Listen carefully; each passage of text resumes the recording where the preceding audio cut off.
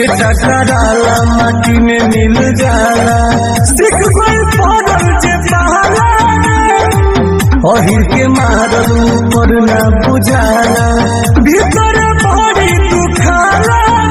अरे नमे भइल हंगामा ट्रेंडिंग में रहत रोजाना, दुनिया अहिर के